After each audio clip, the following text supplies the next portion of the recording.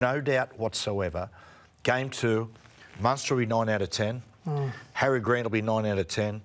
Daly Cherry-Evans, and I reckon Billy will pick him because, in my opinion, you always give a champion an opportunity to redeem himself. I think this will be one of the great games. Yeah, I agree. I think they're not going to miss the start this time around. And for what it's worth, there's a lot of talk. Like, Queensland could win Game 2 with Cherry-Evans at halfback, and they could win it with Tom Dearden. They're both good players, and it's about, you know, what they got wrong in the first game to win Game 2. But if I'm Billy, I'm having a face-to-face coffee with Daly, and I'm asking him, how do you feel about Game 2? I'm saying, what does this mean to you? Can you deliver for your state this one? If I'm Billy and I walk away thinking he's my captain halfback, I'm picking him.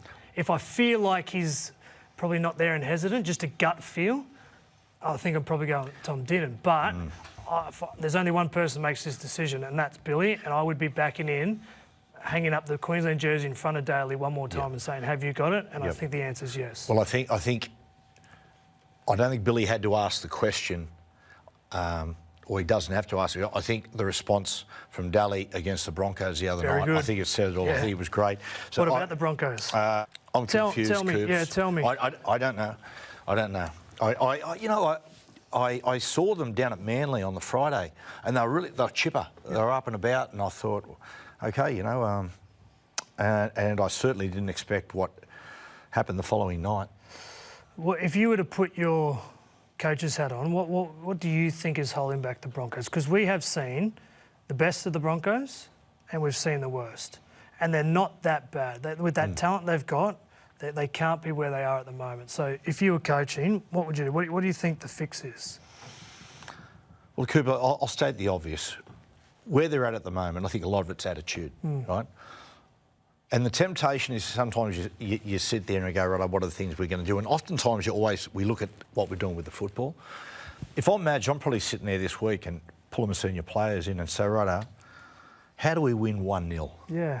You know what I mean? That's what I'm thinking, yeah. How do we win 1-0? How about we do less with the football? How about we just get into the grind and we just major on kick chase and, you know? Because I think what they're trying to do is trying to bring in all their weapons and have this great play that blows teams out of the water. Yeah. And they're just trying to work for that every time. If they get their mindset right defensively, like if I do all the hard things that it takes in a game of football and we all have that mindset, they will win games of football. But at the moment, it feels like you just do that, get me to there, and then I'm going to set up this big play we're going to score on the corner. Coops, I reckon when you go into a game, right, there's two schools of thought. If we go into a game, we say, righto, what we're going to do, Coops, we're going to try to win this game 50-0. We're going to blow them apart. And then alternately, you look at it and say, righto, Coops, this is what we're going to do. We're going to dig in. And, mate, if we're going to win this game by 1-0, we're going to win 1-0. I can guarantee you the attitude to win 1-0, you'll score more points than trying to score 50. And that is a perfect example because I think if they do the 2-0 mindset, they are a good team. My word, they'll end up probably winning 50-0. That's because it's like we've always said, since 1908, if you double down on your defence, for some reason it helps your attack. But if you're attack-minded, it doesn't help your defence at all. And it's a big game for the Bronx. Yeah. Reynolds 300th. Potentially Reece Walsh back. Yeah. Just too good a side, Coops. Yeah. I feel for Payne Haas and Patrick Carrigan a little bit. Like, they go out on Wednesday night and they spill everything they have for their states.